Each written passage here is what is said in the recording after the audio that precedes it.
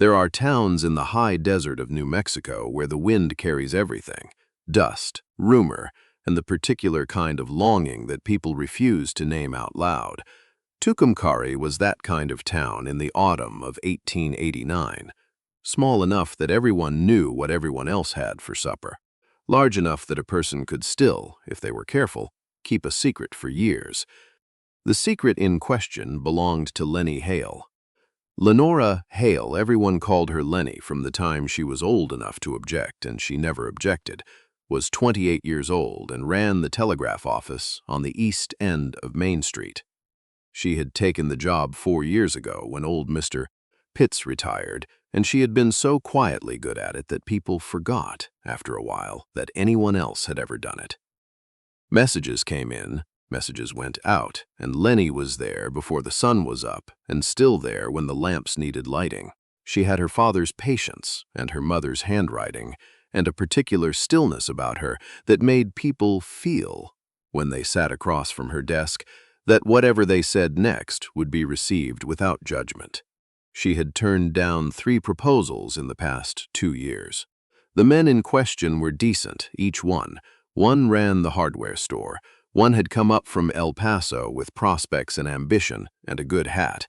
One was the town's doctor, which had scandalized several women at the Baptist church who thought Lennie had taken leave of her senses.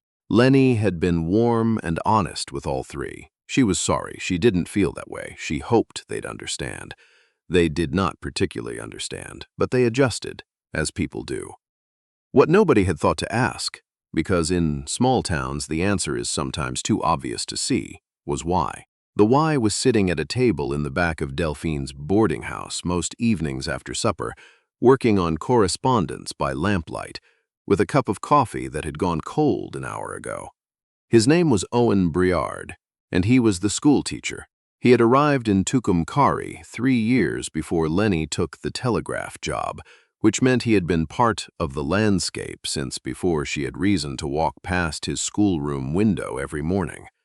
He was 34, lean and deliberate in the way of men who spent their days choosing words carefully, dark-haired with the kind of face that was interesting rather than handsome, a long jaw, a crease that appeared beside his mouth when he was amused, which was more often than strangers guessed.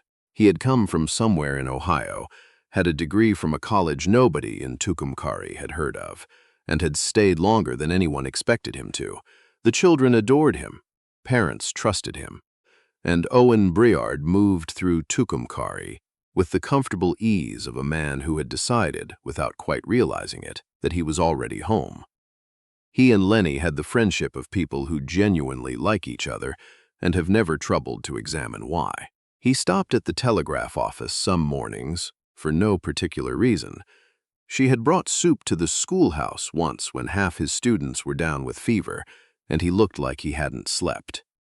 They talked about books, about the territorial legislature, about the quality of the winter wheat. There was a dry humor between them that neither performed.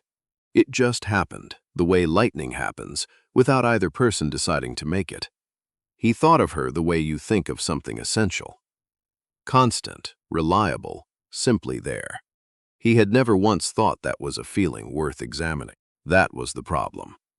There is a particular misery in caring for someone who looks at you and sees only the familiar. Lennie had lived with it long enough that she had stopped calling it misery and started calling it Tuesday. But sometimes, on the slow afternoons when the wire was quiet and the light came through the office window at a certain angle, she let herself consider the arithmetic of the situation. 3 years of nearness. 3 years of mornings and easy conversation, and the particular way his voice changed when he was talking about something he actually cared about. 3 years of watching him be exactly himself, with no performance in it.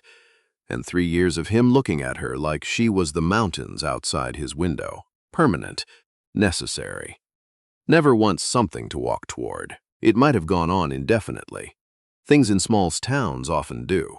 It was Delphine Marsh who disrupted the arrangement, which was typical of Delphine. Delphine Marsh ran the boarding house, organized the women's auxiliary, had opinions about everything, and had been watching Lennie and Owen with the particular frustration of a woman who sees a problem that two perfectly intelligent people are refusing to solve. She mentioned this to her husband one October evening. Her husband, who had learned over 20 years of marriage that Delphine's observations were generally correct and her interventions generally inevitable, simply said, "Don't meddle, Del." She was already meddling. The specific shape of the meddling was this: a letter from a women's college in Santa Fe addressed to Owen Briard, inquiring whether he might be interested in a teaching position there beginning in January. A real letter, genuine, which had arrived through Lennie's own telegraph office. Lennie had received the inquiry and sent it along without reading the attached communication, because that was not her business. What Delphine had done was mention it to her cousin, who mentioned it to her neighbor, and by the time the information reached Lennie, it had passed through enough mouths to arrive slightly distorted, but substantially accurate. Owen Briard had been offered another position, a better one, the kind a man with his education might reasonably take. Lennie received this information on a Wednesday afternoon in October, standing in the hardware store waiting for nails, from a woman named Betty Pruett who meant absolutely no harm. She walked back to the telegraph office afterward in the sharp autumn air and sat down behind her desk and was very still for a while. The wire clicked. She answered it. She did not think about Owen Briard. She thought about him for the rest of the afternoon. On Thursday, she walked to the schoolhouse after the children had gone home and found him erasing the day's arithmetic lesson from the board. He turned when he heard the door and smiled, that slow crease appearing beside his mouth, and said, "I was going to ask you something this morning and got distracted. Did the Henderson's supply order come through?" "It did," Lennie said. "Tuesday. Good." He set down the eraser. "You look like you walked here with a purpose." She had. She nearly lost it. "I heard about Santa Fe," she said instead. His expression shifted slightly. Not guilty. Owen didn't do guilty, but attentive. "Word travels. It's a small town. Own it is." He leaned against his desk. "I haven't decided anything. I know." She looked at the window. Outside, the cottonwoods along the road had gone gold, the way they did every October, reliable as a clock. "I'm not here about that, actually. I'm here," she stopped, started over. "I've been thinking about something I should have said a long time ago, and I've decided I'm going to say it now, because if I don't say it now, I'm going to spend the next 10 years wishing I had." Owen was very still. "I think you should know," she said, keeping her voice even, because she had practiced this in exactly 0 ways and was operating purely on the decision that she was going to do it regardless, that my answer to Dr. Carver had nothing to do with Dr. Carver, or to the man before him, or the one before that. She looked at him directly. "You've been the reason for all of it, and I don't say that to put anything on you. You didn't ask me to feel this way. But I'm not willing to let you leave for Santa Fe or wherever without knowing that someone in this town saw you clearly and thought you were worth waiting for." A pause. "That's all. You don't have to say anything." She looked at the cottonwoods again. Owen looked at her for a long moment. Something was happening in his face that she had not seen before. Not surprise exactly, but the expression of a man who has just heard a sound he recognizes but can't immediately place. Like a voice from a long time ago. Like something that has been there so long he stopped hearing it. He said, "Lennie, you don't have to say anything," she said again more quietly. "I heard you the first time." He pushed off from the desk. "I need a minute." She gave him a minute. The cottonwoods moved outside. "I have been," he said slowly, "extraordinarily stupid." She looked at him, not about Santa Fe. About this. He gestured between them, which she recognized as the gesture of a man who has not yet organized his words but is going to. "I have been walking past something for 3 years that I didn't. I wasn't looking at it the right way. I was looking at it the way you look at something that's always there, like it'll always be there, without thinking about whether that's something I had any right to assume, Owen. Let me finish." He took a breath. I'm going to say something that is probably not adequate to the occasion, and I'd ask you to consider it in the spirit in which it's meant. Another pause. I don't want to go to Santa Fe. I have not, if I'm being truthful, wanted to go anywhere for quite some time. And I think I know why, and I think you just told me why, and I think I've known it longer than I've been willing to say. The room was very quiet. How long? She asked. Long enough that it's embarrassing, he said. Long enough that when Dr. Carver asked your father about you, my first thought was not good for them, and my second thought was not either. She looked at him. You never said anything. You were, he stopped. You were just there. The way something important is just there. I stopped noticing I was looking at it. He met her eyes. I'm noticing now. She held his gaze for long enough that her courage didn't have time to fail. Don't stop, she said quietly. He didn't now. Before we go on, I want to ask you something. Where in the world are you listening from today? Drop it in the comments. It means more than you know to hear where this story is reaching.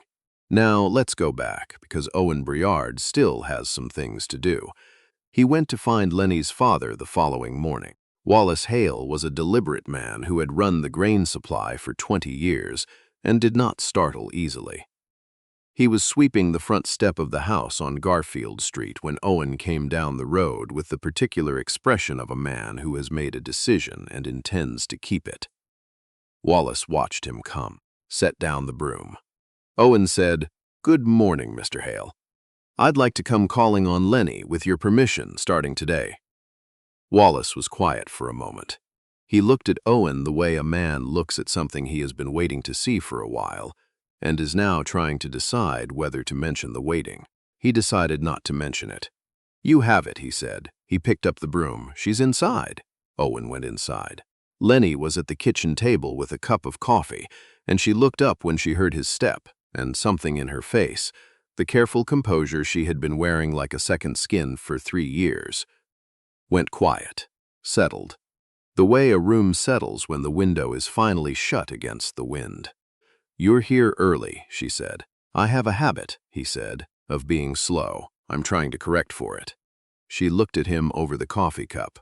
"Most men who come calling bring something." He looked at his empty hands.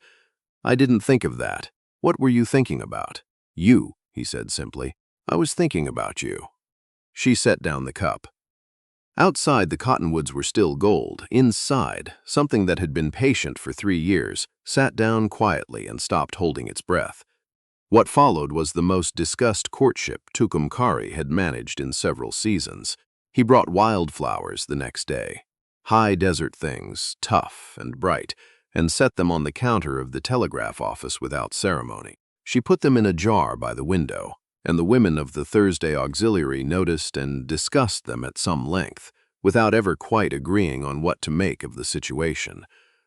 Most of them had a private theory that proved roughly accurate in the end. He came to Sunday supper at the Hales. Wallace set the good table. Lennie's mother, a woman named Caroline, who had been watching her daughter be patient for the better part of 2 years and had opinions about it she had kept largely to herself, made the pot roast that appeared only at significant occasions. Owen and Lennie sat across from each other and talked the way they always had.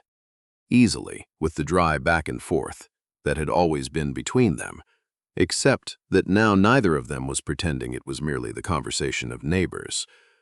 Owen complimented the pot roast, which was sincere. Wallace asked him about the school. Caroline watched the way her daughter looked at the man across the table and quietly revised her previous worry down to nothing.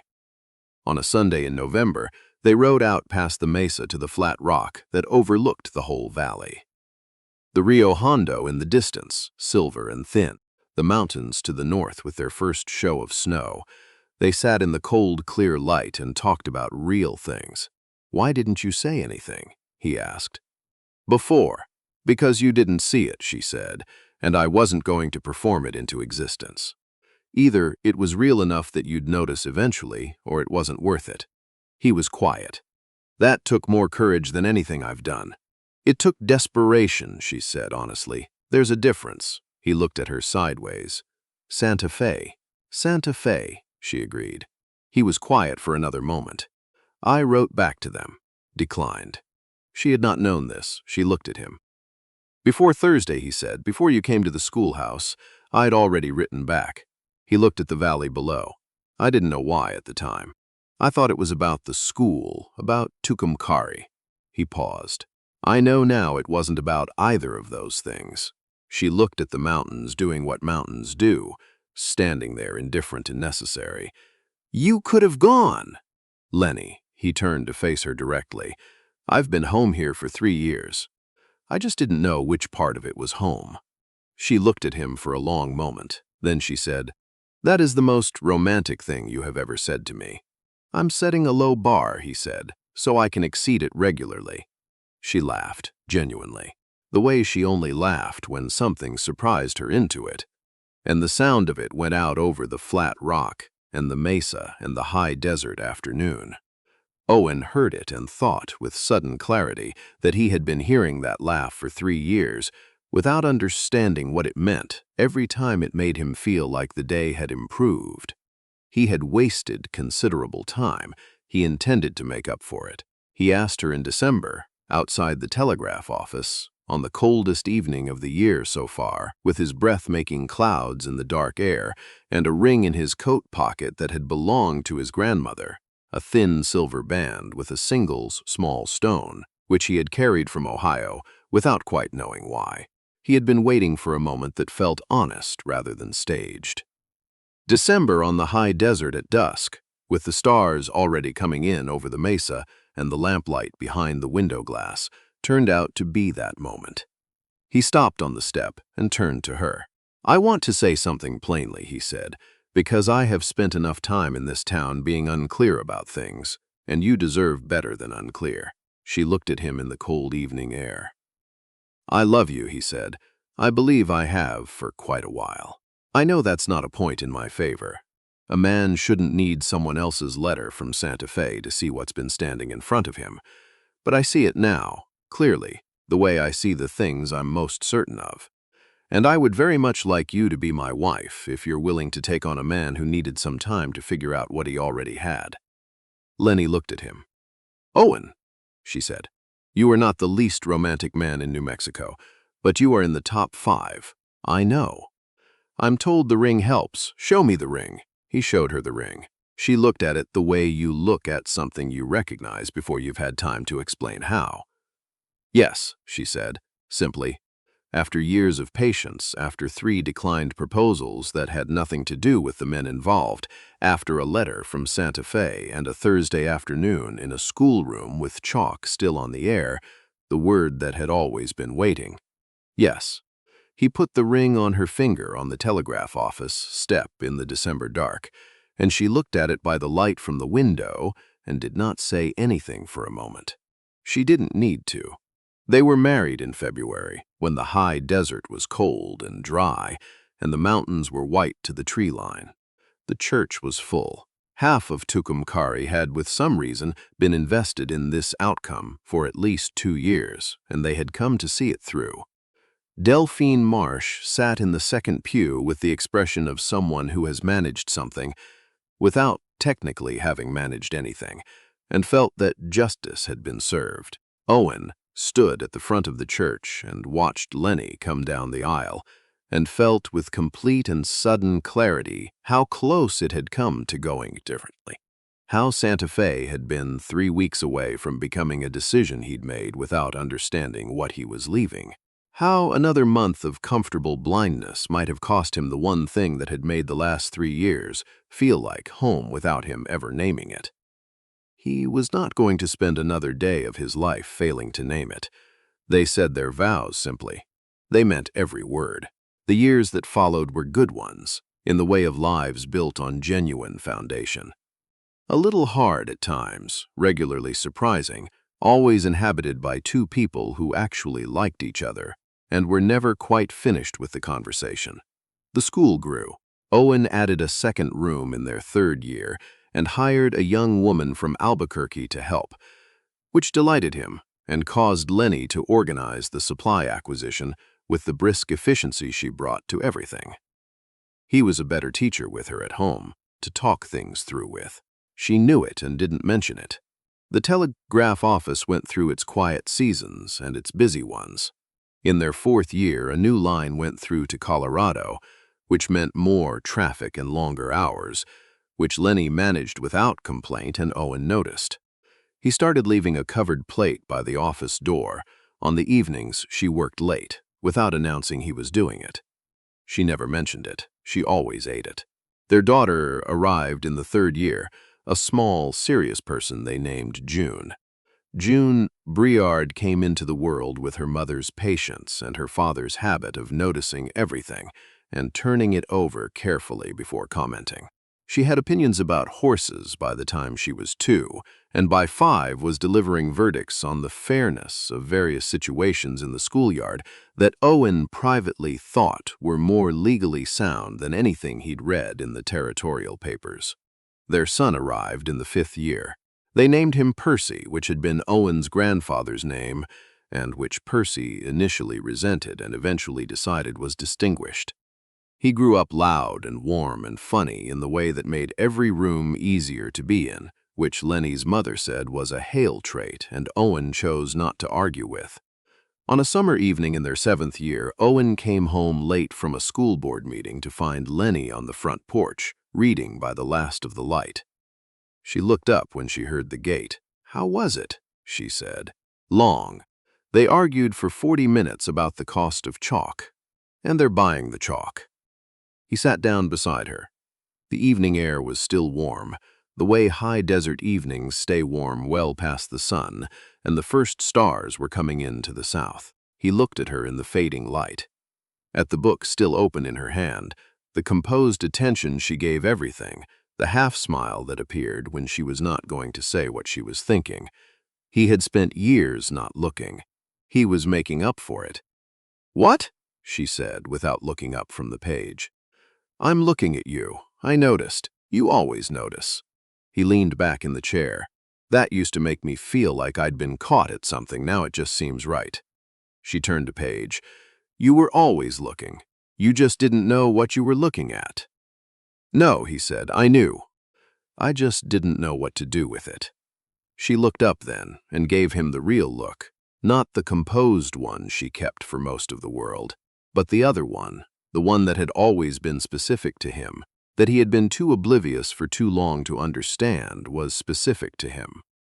"You figured it out eventually," she said. "I had help," he said. "A woman walked into my schoolroom and told me something true." She closed the book. Percy's voice came from inside. Then June's, the particular sound of 2 children arguing with passionate conviction about something that would be entirely forgotten by morning.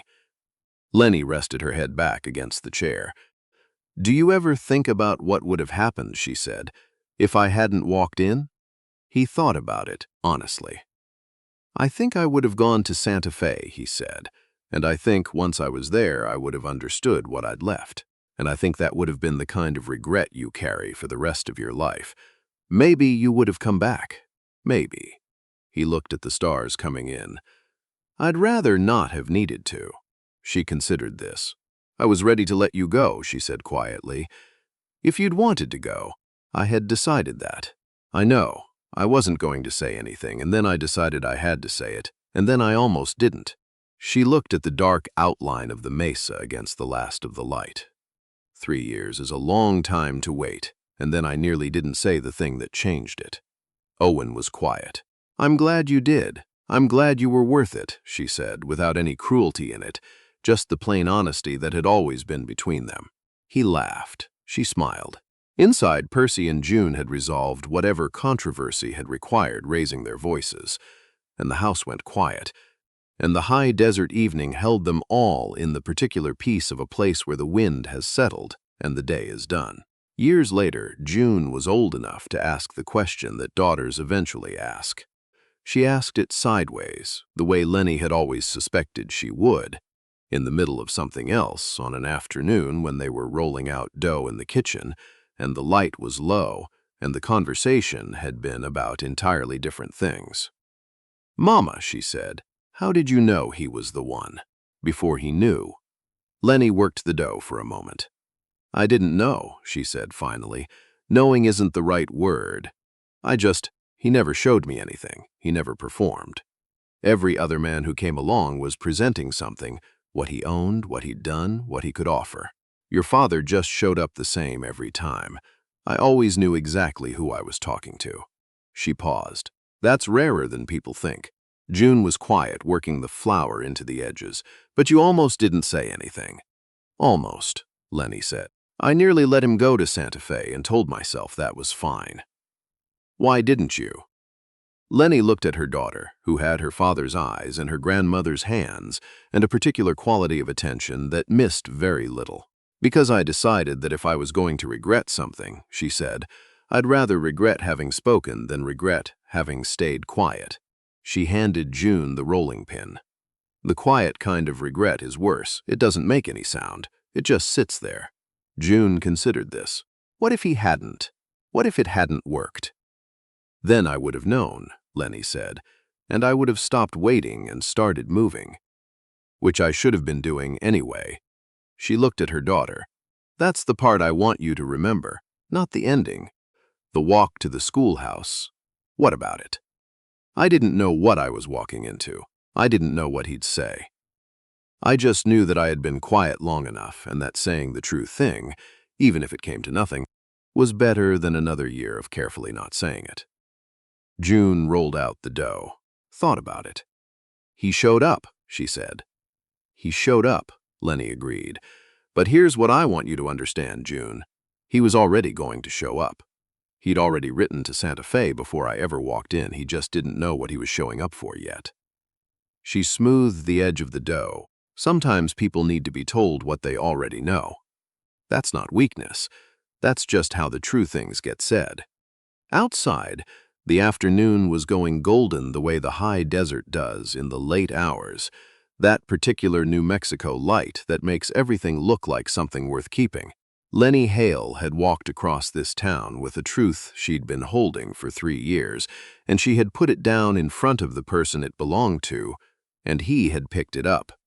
That was not a small thing. That took the kind of courage that doesn't announce itself beforehand. It doesn't feel like courage in the moment. It feels like a woman with her heart in her throat, walking past the cottonwoods on a Thursday in October because she has decided that another week of silence costs more than the risk. And Owen is not a villain in this. He is something more familiar. A man so settled in the certainty that what was beside him would always be beside him that he never thought to turn and look directly at it. Not until a letter from Santa Fe made the clock audible. Not until the thing he had always assumed was permanent showed him, quietly, that permanence is not a given. It is chosen. Every day it is chosen. They chose each other in a schoolroom with chalk in the air and cottonwoods going gold outside at the last useful moment, and not 1 day later than they needed to. Hold on to that part. Not the wedding, not the ring, not the February church full of people who felt personally vindicated. Hold on to the Thursday, the walk, the words said plainly to someone who needed to hear them by a woman who understood that the truest things do not get easier with waiting. They only get quieter, and quiet, in the end, is just another word for lost.